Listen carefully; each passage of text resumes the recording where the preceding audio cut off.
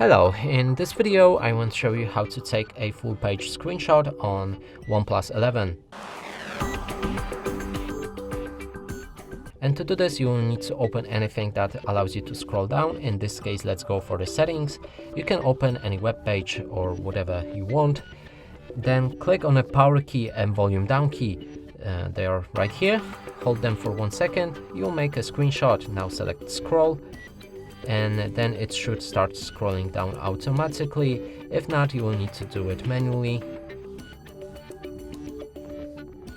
But I guess, okay, I actually did it wrong, so you need to be on top of the page for that. So let's do it again, then scroll, and now it should start scrolling down automatically and capture entire page. You can also click on done when you're satisfied with the amount of screen, and then click on done. Here we have it. We can open a screenshot, and as you can see, it's a full page. And that's it for this video. Hope you like it. Please consider subscribing to our channel, leave a like and a comment below.